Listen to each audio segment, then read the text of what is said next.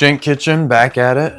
Let's keep smacking the mac. Today we're doing a steak, asparagus, ham, and Parmesan mac. I think this one's gonna be pretty good, so stick around, hang out, subscribe, and tell me if there's any macs you'd like to see in the future. Let's start with the steak, giving it a generous amount of salt and pepper. We'll let this guy rest for at least 30 minutes as we slice some garlic and shallots that get lightly sauteed before we add 150 grams of beef stock. As that stock comes up to a simmer, I'll process some Parmigiano Reggiano. You want your Parmesan cubes to be fairly small so they can be blended later. I'll also add the Parmesan rinds to the beef stock. Then we can add 60 grams of cream cheese as well as 40 grams of low moisture mozzarella to 60 grams of our Parmesan. This can be added to a blender along with 2% by weight of our total cheese and liquid in sodium citrate. Next I'll remove our parm rinds from our liquid, and our hot liquid can go in with our cheeses. Everything can get blended up to become a smooth, beautiful sauce like this. I'll then cook my noodles in some boiling salted water until just before al dente, and oil to prevent stickage. After our noodles are done, we can pat our steak dry. We can put our steak in an oven at 260 degrees until it reaches an internal temp of 115 degrees Fahrenheit. We'll sear our steak.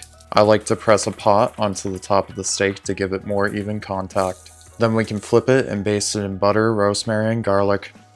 As we rest our steak, I'll take some sliced asparagus that I kept the heads intact as a garnish, and some sliced prosciutto. These can get added and sauteed lightly with some salt and pepper before we add our mac sauce, making sure to remove our asparagus heads first. After I add my cheese sauce, I'll add my noodles and some extra mozzarella for cheese pull. We can slice our steak as our mac and cheese warms through. Then plate up our noodles, top them with our steak, and garnish with our asparagus heads and some extra Parmesan. So the actual mac was great. I think a gastrique or some balsamic would take it over the top. Also, I think it would go better with chicken over steak. My cook on the steak wasn't perfect. I just had it for a minute too long in the pan. I love the asparagus, and I love the ham in the mac. The mac could also use maybe just a little bit more garlic. When I was eating it, I put the fried off pieces of garlic in the mac, and that was blissful. Thanks for watching. If you enjoyed, subscribe for more mac and cheese. Let me know if there's any mac and cheeses you'd like to see in the future.